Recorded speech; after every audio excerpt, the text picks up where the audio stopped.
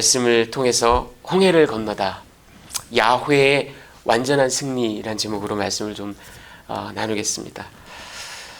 자, 요즘에 한국에서 이 오지랖 많이 떠는 사람은 오지랖퍼 이렇게 얘기를 하더라고요. 자, 이제 교회에서 이제 집회가 있었어요.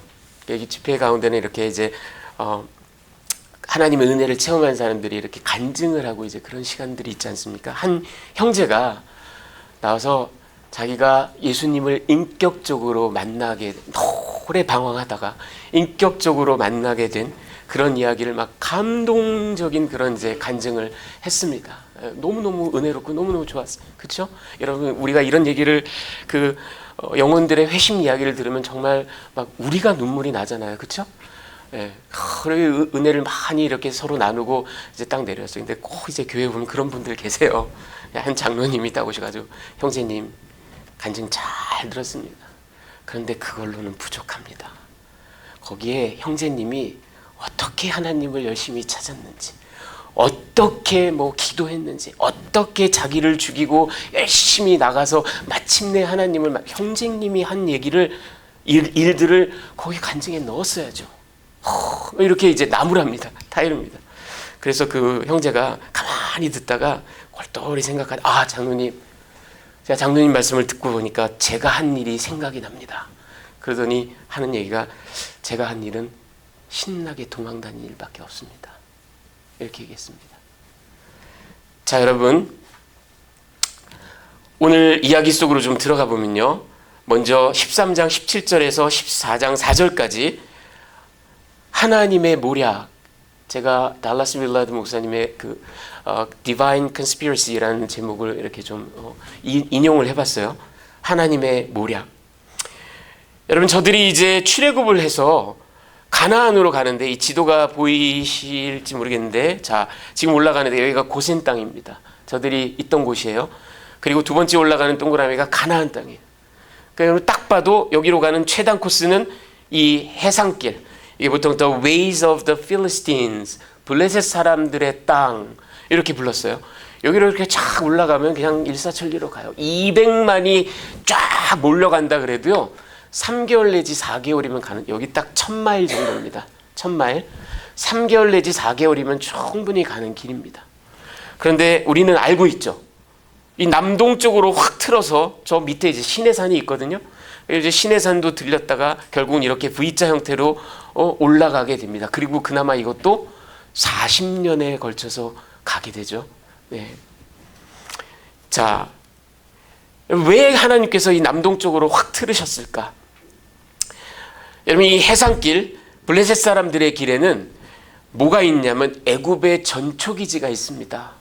애굽의 스테이션들이 있어요. 군사기지가 있어요. 왜 그럴까요? 여러분 기억나시죠? 요셉 때, 그때가 힉소스 쪽이 애굽을 다스렸다 그랬죠. 그러니까 외래민족이 들어와서 저 가나안 지방에서 셈족이 쳐들어와가지고 애굽을 그냥 통째로 먹어 삼킨 거예요. 그리고 치욕스럽게도 애굽인들을 부리고 다스렸던 겁니다. 그러니까 애굽 사람들에게는 이건 엄청난 그 치욕이죠. 그래서 어찌어찌하여 그들을 이제 다시 가나안 땅으로 몰아냈단 말이에요. 그러니까 한 번 이런 일을 겪었으니 어떻게 하겠어요?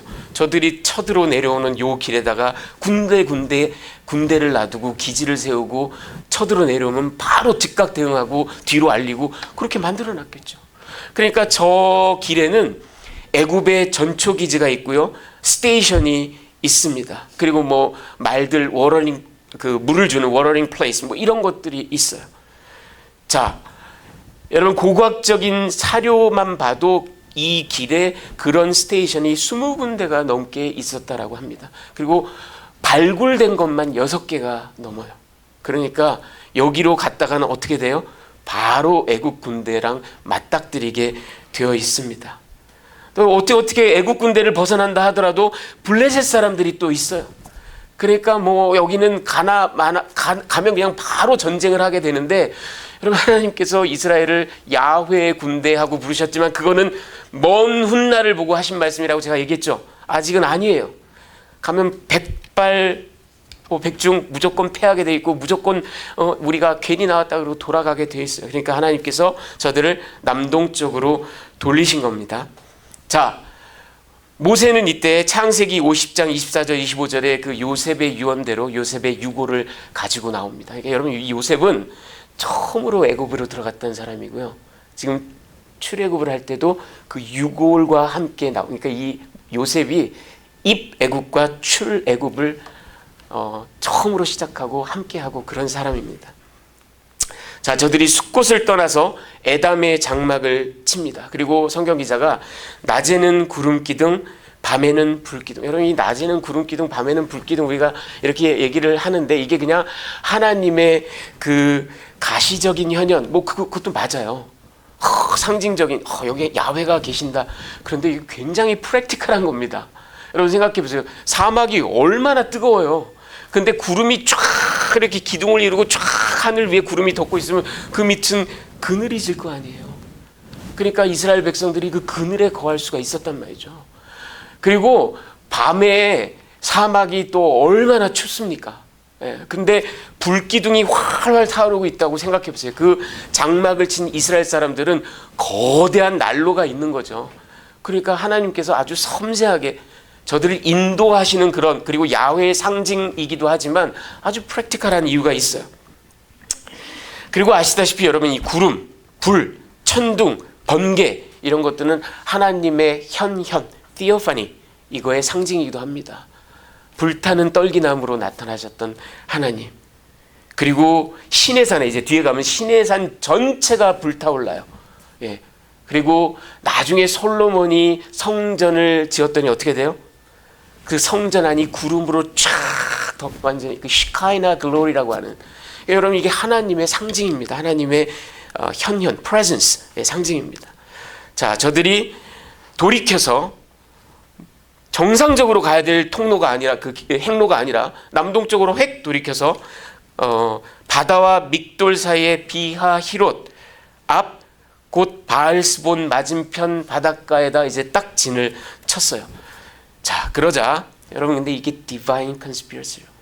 하나님의 모략입니다. 하나님의 작전입니다. 이 말도 안 돼 보이는 그런 행동을 지금 하고 있는데 이게 다 하나님의 계획이에요. 자, 미끼를 덥석 무는 바로, 이게 14장 5절에서 9절까지입니다. 바로가 추격을 해요. 마음을 바꿉니다. 여러분, 우리는 이 부분을 읽으면서 어떤 생각, 아니 아무리 뇌가 없는 사람이라도 어떻게 이렇게 하냐. 10가지 재앙을 겪고도, 더군다나 마지막엔 자기 장자까지. 여러분, 고대 이 제국의 왕이 장자를 잃는다고 생각해요. 이거는 세상을 다 잃은 것과 다름이 없어요. 그런 일을 겪고 나서 아니 이게 정신이 없는 인간 아닌가 이런 생각이 들죠. 근데 여러분, 이게 말이 됩니다. 고대인들의 그 의식 구조를 들여다보면 이게 말이 돼요. 여러분, 우리 현대인들은 절대로 양보하지 못하는 그런 어떤 확고한 신념들이 있어요. 그게 뭐냐면 이성, 과학, 실증, 검증. 그렇죠? 우린 전부 다 과학적인 사고를 가지고 살아갑니다. 이성적인 우리의 그 사고작용에 비추어서 이거는 해야 될 일, 하지 말아야 될 일, 이런 것들을 다 생각하고 살아요. 여러분, 근데 이 3000여 년 전 고대인들에게는 우리가 과학을 신봉하는 것보다도 훨씬 더 강하게 저들이 신봉하는 게 신에 대한 믿음이에요. 신에 대한 확고불변한 어떤 믿음과 세계관은 가히 우리의 과학주의, 이성주의를 능가하고도 남을 정도예요. 자, 그런데 그들이 믿었던 신들은 굉장히 자의적이고 변덕스럽고 심지어는 아주 냉혹하고 아주 어떨 때는 우스꽝스럽고 막 자기들끼리 싸우기도 하고 자기들끼리 간통도 하고 뭐 별의별 짓들을 다 해요. 이게 그 고대의 신들, 그들이 믿었던 신들이에요. 더군다나 이 신들은 야훼 하나님처럼 무소부재하시고 이런 신들이 아니에요.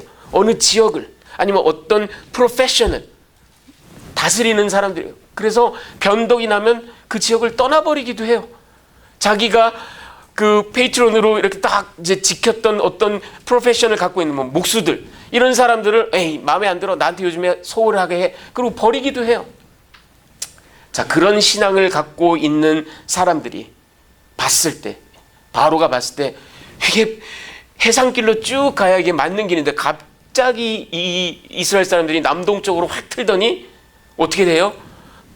큰 바다 앞에 딱 진을 치는데 좌우로는 오픈 필드고 도망갈 길이 없어요. 그리고 자기네가 이제 뒤로 후방으로 추격만 하면 이건 그냥 딱 봐도 도간에 든 죄예요. 그러니까 뭐예요? 아, 야훼가 저들을 버렸구나, 이렇게 생각하는 게 너무나 당연한 겁니다. 그러니까 막 추격을 하는 겁니다. 자, 하지만 여러분, 제가 아까도 말씀드렸다시피 이거는 Divine Conspiracy입니다. 하나님의 계획입니다. 왜? 우리가 뭘 보면 알 수 있느냐? 하나님께서 바로의 마음을 완악하게 하셨다, 이런 얘기가 나옵니다. 자, 바로가요, 병거, 최정의 병거 그 부대를 앞세워서 달려갑니다. 여러분, 이 병거 얘기가 나왔으니 말인데, 이 이집트 벽화에 지금 이 병거가 보이시죠? 예. 여러분, 그 수백 년 전에 이집트 민족이요, 이 외래 민족인 힉소스에게 어이없이 패배를 해서 말하자면 식민지가 된 거예요. 예. 외래 민족이 와가지고 이런 치욕스러운 일을 왜 겪었느냐? 바로 병거 때문입니다. 저 힉소스족은요, 그러니까 그 전에는 애굽에는 병거가 없었어요. 이건 최첨단 무기예요. 이 힉소스족은 그 위쪽에 히타이트족이나 아수르족으로부터 병거 기술을 전수받았습니다. 여러분, 이게 히타이트족이 탔던 병거인데 제법 육중해요. 말 2마리가 끌고요, 3명이 위에 탑니다. 한 명은 드라이버예요. 말을 몹니다. 그리고 한 명은 방패를 든 사람이에요. 그리고 또 한 명은 무기를 든 사람입니다. 이렇게 3인 1조가 되어서 전차 이 병거를 가지고 쫙 돌진을 하는 이런 기술을 갖고 있었어요. 자, 근데 이거를 받아들여서 애굽은요, 이걸 더 진보시킵니다. 힉소스 민족 이후에. 야, 우리가 힉소스한테 당했으니까 이제 병거 부대를 최정예로 만들자. 그래가지고 저들은 병거를 아주 가볍게 만들었어요. 그리고 사람도 딱 2명만 탑니다. 한 명은 드라이버예요. 이건 사병이에요. 그리고 다른 한 명이 오피서예요. 장교예요. 이 사람이 이제 싸우고 하는 겁니다. 그러니까 훨씬 더 가벼워지고 훨씬 더 기동성이 있고 훨씬 더 일사불란하게 움직입니다. 여러분, 이 병거 부대가 무려 1000, 어쩌면 2000까지 갔던 것 같습니다. 왜냐하면 성경에 보면 정예 병거 부대가 600이다, 이렇게 얘기를 합니다. 이건 바꿔 말하면 정예 병거 부대도 있지만 일반 병거 부대도 있었어요. 600 이상이었을 거 아니에요. 그리고 마병 부대도 있습니다. 그러니까 이 기동성을, 말로 인해서 기동성을 갖춘 부대가 1000, 어쩌면 2000까지 쫙, 그 뒤에 또 보병들이 따라갔겠죠. 엄청난 숫자가 지금 가서 이제 몰려드는 겁니다. 자, 세 번째, 두려워 말라 이스라엘. 14장 10절에서 14절, 오늘 우리가 읽은 부분입니다. 이제 이스라엘 사람들이 자기네 도간에 든 쥐라는 게 딱 보여요. 심히 두려워하고 야훼께 부르짖다가 언제나 어떻게 해요? 이 사람들 모세를 원망합니다. 애굽에 매장지가 없어서 우리를 여기다 끌어내가지고 죽이냐, 뭐 이렇게 난리가 나요. 여러분, 이 이야기가 굉장히 화가 나서 하는 얘기인데 어떻게 보면 또 되게 유머러스합니다. 여러분, 이게 좀 이해가 가실지 모르겠지만 오늘날 우리 한국 사람들이 말할 때도 너무 화가 나서 막 악담을 퍼부을 때 어떻게 보면 굉장히 좀 재밌는 표현들을 사용하는 경우가 있어요. 이게 말하자면 그런 겁니다. 애굽에 매장지가 없어서 당신이 우리를 끌어내서 여기서 광야에서 죽게 하느냐. 여러분 아시다시피 애굽은요, 죽음의 매장에 거의 옵세스드 된 사람들입니다. 예. 보시다시피 제가 아누비스 죽음의 사자 신 얘기했죠. 그리고 이 미라 기술, 그리고 이 거대한 피라미드. 이 사람들은 어떻게 보면 약간 죽기 위해 사는 사람들 같아요. 매장당하기 위해 사는 사람들 같아요. 실제로 어떤 역사학자가 얘기를 했는데 그때 당시에 애굽의 가용한 땅, 뭐 산지, 바다, 뭐 이런 거, 물 이런 거 말고 가용한 땅의 4분의 3은 매장지였다고 합니다. 또는 매장 후보지. 그러니까 이 사람들은 매장에 막 완전히 환장한 사람들이에요. 애굽 사람들. 그러니까 애굽에 매장지가 없겠느냐 이거예요. 애굽에 얼마나 매장지가. 그런데 우리를 끄집어내서 이 광야에서 객사를 하게 만드냐. 그리고 온갖 뭐 우리로 치면 육두문자를 써가면서 욕을 했겠죠. 그러면서 12절에 보면 광야에서 죽느니 차라리 애굽인들을 섬기겠다. 그러자 모세가 이제 13절 14절, 여러분 우리가 읽은 9절, 두려워 말아라. 굳건히 서서 보기만 해라. 야훼께서 오늘 너희를 구원하신다. 그리고 너희는 잠잠히 있으라. 그가 싸우신다. 이런 이야기를 합니다. 자, 이제 마지막으로 홍해를 가르시는 야훼 14장 15절에서 31절까지 여러분 19절 20절에 보면요 기이한 현상이 일어납니다. 저들을 앞서가던 이 구름기둥이 불기둥 구름기둥이 뒤로 옵니다. 이스라엘 사람들 뒤로 와요. 그래서 이스라엘과 추격하는 애굽 사람들 사이를 딱 가로막습니다. 여러분 홍해의 기적은 여기서부터 시작되는 겁니다. 이게 왜냐하면 이렇게 해서 앞에 있는 히브리 사람들에게는 빛이 비쳤어요. 환한 광명이 있었어요. 그런데 저들을 추격하는 애굽 사람들에게는 이게 짙은 어두움이 가려져 가지고 굉장히 어두웠어요. 빛과 암흑으로 구분을 합니다. 이게 뭐냐면 하나님께서 저 히브리 백성들이 이제 장막을 걷어야 될 거 아니에요. 가족들을 건사해야 될 거 아니에요. 가축들을 다 몰아야 될 거 아니에요. 그리고 시간이 필요하잖아요. 브레이크 캠프 하는데 시간이 필요하거든요. 그 시간을 딱 벌어주실 뿐만 아니라 다 가로막고 홍해를 가르기 전까지 다 하나님께서 보호를 하고 계십니다. 그리고 이제 하나님의 명령으로 모세가 지팡이를 들어서 손을 들어 홍해를 가르기자 이제 홍해가 쫙 갈라집니다. 여러분 이 학교 다닐 때 우리 맨날 극장에 가서 단체로 관람했던 그 1956년 세실 드밀 감독 작품의 그 10개 The Ten Commandments 기억나시죠? 찰턴 헤스턴이 주연했던 바다가 이렇게 쫙 갈라지면서 벽이 생겨요. 물로. 그리고는 땅이 드러납니다. 저기로 200만이 다 되는 저 히브리 사람들이 이제 쫙 걸어서 지나갑니다.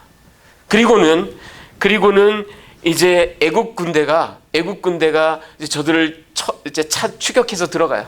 그런데 여러분 참 여기서도 또 이제 기가 막힌 그 무시무시한 그때 당시 최고의 첨단 병기인 병거가 여러분 이 병거가요 전투에서 쫙 앞으로 나가면요 적들이 완전히 그냥 혼비백산하고 자빠질 수밖에 없어요.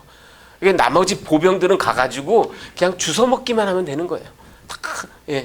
병거가 그만큼 무시무시한 첨단 무기예요. 그런데 이 병거가 옴짝달싹 못하는 경우가 딱 두 가지가 있습니다. 첫 번째는 산지예요. 산지에서는 꼼짝달싹을 못해요.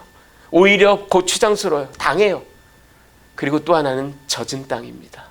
젖은 땅에서는 그 육중한 무게가 두 바퀴의 무게를 다 싣고 있잖아요. 더군다나 이 바퀴는 철로, 메탈로 되어 있거든요. 그러니까 그게 푹 파이게 돼 있어요. 그러면은 말이 아무리 달리려고 해도 이게 헛바퀴만 돌게 돼 있어요. 그러니까 난리가 난 거예요. 이때 하나님께서 이제 모세가 다시 손을 내밀어서 지팡이를 내밀고 이렇게 하니까 물이 쫙 덮어버려요. 아마 이 일은 수분, 어쩌면 수초 만에 일어섰을지도 모릅니다.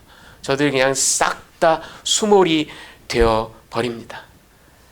그제서야 이스라엘이 야훼 하나님을 믿었다.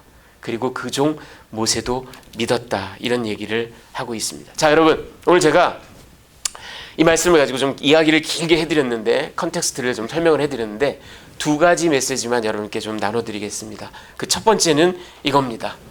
구원, 야훼의 완전한 승리. 여러분 이 부분을 우리가 제가 아까 디바인 컨스피러시라고 그랬죠. 하나님의 계획이에요. 하나님이 바로를 강팍하게 하셨어요. 완악하게. 이 모든 게 하나님께서 지금 전부 다 계획하시고 하고 계시는 일들입니다. 이런 일을 우리가 읽다 보면 아니 우리 하나님이 약간 뒤끝 장렬인가? 분이 덜 풀리셨나? 아니 그 10가지 재앙에 장자까지 싹 다 죽여버렸으면 거의 애굽을 초토화시킨 건데 이러고도 뭐가 부족하셔서 하나님이 이렇게 하셨을까? 이런 질문이 나오게 마련입니다. 왜냐하면 분명히 하나님이 하신 일이거든요. 그분이 바로의 마음도 강팍해 하고 이스라엘도 남동쪽으로 확 틀어서 바로에게 wrong 시그널을 준 거란 말이죠. 자, 여러분 바로는 제가 아까 설명드린 것처럼 히브리 족속들이 말도 안 되는 행로를 택하고 더군다나 도간에 든 쥐처럼 큰 물 앞에 딱 들어가 앉았어요. 그러니까 이거 야훼가 저들을 버렸구나. 그리고 내가 가서 그냥 사로잡기만 하면 된다. 이런 생각으로 따라왔지만 결국은 하나님의 작품이라는 거 14장 4절에 보면은 내가 바로의 마음을 완악하게 한즉, 그리고 그 밑에 보면 내가 그와 그의 온 군대로 말미암아 영광을 얻어 애굽 사람들이 나를 여호와인 줄 알게 하리라. 이게 하나님의 뜻입니다. 그러니까 하나님께서 이렇게 하신 거예요. 그런데 왜 이렇게까지 하시냐고요? 왜 분이 덜 풀리셨나? 왜 이렇게까지 하시냐고요? 여러분, 그 대답이 바로 13절 14절에 있습니다. 우리가 다 읽었던 대목인데 하이라이트한 것만 보면 너희는 두려워하지 말고 가만히 서서 하나님이 행하시는 구원을 보라. 그리고 너희는 가만히 있을지어다. 여러분, 이거를 마음에 깊이 새기시기 바랍니다. 이걸 마음에 깊이 새기시기 바랍니다. 두려워 떠는 백성들에게 너희는 가만히 서서 보기만 하라. 야훼께서 어떻게 싸우시는지 보기만 하라. 여러분, 이건 무슨 메시지냐면 구원은 처음부터 끝까지 하나님이 하시는 일이다. 내가 기획하고, 내가 연극으로 치면 연출하고, 내가 각본 쓰고, 내가 연출하고, 내가 주연하고, 내가 캐스팅하고, 내가 무대 장치하고, 내가 모든 1막, 2막, 3막부터 종막까지 전부 다 끝까지 내가 행하는 일이다라는 걸 하나님이 이거는 여러분, 애굽 사람들에게 분이 덜 풀리셔서 그런 게 아니라 히브리인들에게, 그리고 저와 여러분에게 하나님의 구원이 어떤 건지를 보여주시기 위한 하나님의 의중입니다. 여러분, 그걸 잊지 마십시오. 처음부터 끝까지 야훼가 하십니다. 구원은 철저히 하나님의 작품입니다. 너희는 그저 보기만 하라. 그리고 기뻐하라. 그리고 감사하라. 하나님을 경배해라. 찬양해라. 이게 여러분 하나님의 최종 레슨입니다. 셀베이션에 관한. 이미 6월절을 통해서 레슨을 주셨어요. 구원은 오로지 대속으로만 가능하다. 구원은 오로지 피를 흘려야만, 누군가가 희생해야만 가능하다. 구원은 너희가 이 말을 믿고 순종해야만, 그래서 문설주의 임방에 발라야만 가능하다. 이런 레슨들을 이미 주셨어요. 근데 그것만으로는 셀베이션의 완전한 그림이 절대 아니에요. 오늘 최종 레슨을 주신 거예요. 그 최종 레슨은 뭐냐? 구원이라는 위대한 하나님의 작품에 너희가 밥숟가락을 얹을 생각을 하지 말아라. 너희는 그저 받기만 할 뿐이다. 이겁니다, 여러분. 물길을 여시는 기적, 최강의 정예의 부대가, 여러분 그렇잖아요. 애굽 사람들이 칼을 한번 칼집에서 뽑아보지도 못하고 게임이 끝났습니다. 얼마나 허망한 일입니까? 완전히 그리고 수몰돼 버리죠. 여러분, 이게 구원의 최종 레슨입니다. 우리의 구원이 바로 이렇습니다. 여러분, 내가 한 게 없어요. 내 자격 때문에, 나의 공로 때문에 내가 뭘 해서 하나님께서 우리를 구원하신 게 절대 아닙니다. 구원은 그런 겁니다. 우리가 구원받고 난 다음에 그 은혜가 너무 감사하여 하나님께 즐거이 헌신하고 순종하고 귀한 일들을 하고 하는 것이지, 구원은 저와 여러분이 한 일이 단 하나도 없습니다. 여러분, 제가 수도 없이 소개해드렸던 영국의 캔터베리 대주교 위대한 신학자 윌리엄 템플이 이런 얘기를 했어요. 하나님께서 베푸신 구원에 내가 보탠 것이 딱 하나 있는데 그것은 구속을 필요로 했던 나의 죄뿐이다. 여러분, 아까 제가 시작할 때 제가 한 일이 하나 있네요. 신나게 도망 다닌 일밖에 없습니다. 똑같은 얘기예요, 여러분.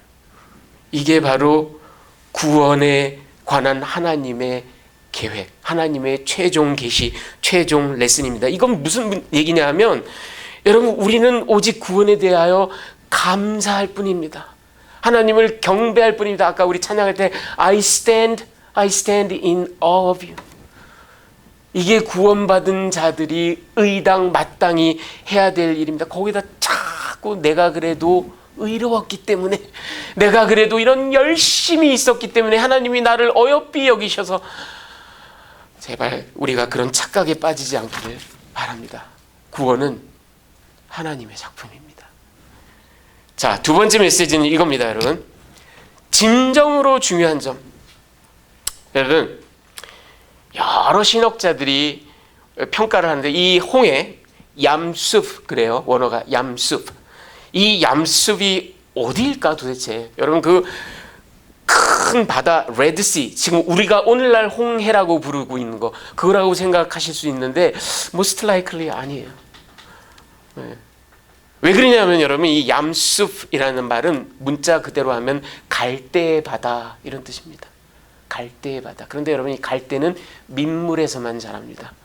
바닷물에선 자라지 않아요. 그러니까 most likely 이거는 큰 강이거나 어쩌면 호수. 여러분 히브리 사람들은 갈릴리 호수도 갈릴리 바다라 그러잖아요. 그렇죠? 큰 호수를 바다라고 합니다. 자, 그런데 많은 성경학자들이요. 이 얌숲가 어딜까? 그 후보지만 9가지입니다. 9가지. 여러분 그리고 우리가 뒤에 이제 뭐 시즌 3에서 보겠지만 이 시내산 우리가 굉장히 궁금해하는 이 시내산도 정확하게는 우리가 몰라요. 이 후보지도 13개나 됩니다. 예, 그래서 월터 카이저 같은 아주 위대한 그 골든 코넬의 신학자가 있는데 이 사람은 everybody is guessing 모두가 추측만 하고 있을 뿐이다 이렇게 얘기를 했을 정도입니다. 여러분 제가 아까 아마도 민물이었을 것이다 그렇게 말씀드렸죠. 여러분 지금 이제 시나이 반도와 애굽을 연결하는 여기에는 지금 이제 수에즈 운하 수에즈 카날이 이제 만들었어요 사람들이. 그래서 물길을 만들었죠. 여기를 확대해서 보면 이렇습니다. 그러니까 저 물길이 이렇게 쭉 종으로 내려오죠. 이게 옛날에는 물길이 아니었다고. 이거 사람이 인공으로 만든 수에즈 운하예요. 그런데 지금 보시는 호수, 요게 팀사 호수라는 겁니다. 오늘날은 이스마일리아 이렇게 불러요. 그리고 그 밑에는 또 The Great Bitter Lake 이런 큰 호수가 있죠. 그리고 저 위에는 우리 눈에는 잘 보이지 않지만 또 발라라는 호수가 있었어요. 아마도 이 민물에서 이제 갈대가 자라고 하는 이런 큰 호수 앞에 딱 맞닥뜨린 게 아닌가 이렇게 생각을 할 수 있어요. 자, 그런데 제가 이렇게 공부를 하다가 답답했어요. 여러분 아시다시피 제가 공부를 열심히 하잖아요. 그래서 여러분들에게 뭔가 새로운 것들을 늘 전해드리기를 또 열심히 거기에 또 저의 사명으로 알고 아니 우리 성도님들에게 그래도 뭔가 9개나 있다 13개 이거 좀 너무 석연치 않잖아요. 하다못해 그렇게 많지만 그래도 요 3개가 가장 유력하다 뭐 이렇게라도 좀 말씀을 드리고 싶은데 제가 아무리 뒤져보고 아무리 연구를 하고 아무리 공부를 해도 이건 알 길이 없습니다. 그래서 제가 참 고민이 많이 우리 성도님들에게 뭐라고 얘기를 할까? 제가 하나님께 여쭤봤습니다. 여쭤보고 그래도 3개 정도라도 좀 좁혀주십시오. 근데 여러분 제가 막 기도하고 연구하다가 하나님의 그 뜻을 하나님의 음성을 제가 여러분 근데 오해하지 마십시오. 저는 하나님의 병서가 목소리를 들었다는 얘기가 절대 아닙니다. 제 심령에 하나님께서 이런 뜻을 보여주시더라 그런 겁니다. 여러분 우리가 하나님이랑 직통계시를 하나님이랑 막 대화를 나누고 특히 뭐 김집사가 잘못하였느니라 뭐 이런 거 이런 얘기 하시는 분들 빨리 도망가십시오. most likely 이단입니다. most likely 이단입니다. 저는 그런 거 아니에요. 그런데 제 심령에 이게 하나님의 뜻이구나 그런 확신이 오는데 여러분 제 평생에 이토록 큰 확신이 있었던 거는 몇 번 안 돼요. 근데 그 음성이 뭐였는지 아세요? 네가 알 바 아니다. 네가 알 바 아니다. 근데 여러분 이게 별거 우스갯소리인 것 같은데 제가 무릎을 치면서 속으로 생각했습니다. 예수님의 십자가가 팔레스타인에서 땅에서 나는 시카모 나무인지 갈릴리 바다에서 온 나무인지 레바논의 백향목인지 로마에서 직수입한 나무인지 뭐가 중요해요? 그게 뭐가 중요해요? 중요한 건 그분이 거기에서 죽으셨다라는 거고 그분의 죽음이 나를 죄에서 해방시켰다라는 겁니다. 똑같은 원리가 적용합니다. 여러분 얌숲이 뭐 발라 호수냐 팀사 호수냐 who cares? 중요한 건 죽을 수밖에 없었던 저들 하나님이 살리셨는데 너희는 가만히 서서 보기만 하라. 처음부터 끝까지 구원은 내가 이룬다. 여러분 중요한 건 이겁니다. 이 완전한 승리. 그리고 이 승리의 결과는 뭐냐면요, 저들이 우리가 바로를 섬기겠다고 하지 않았느냐, 이 아바드라는 히브리어가 섬기다, serve하다 이런 말인데, 하나님께서는 저들을 바로를 섬기는 자들에서 이제 구원하여 하나님을 섬기는 자들로 바꾸셨어요. 이게 중요한 겁니다.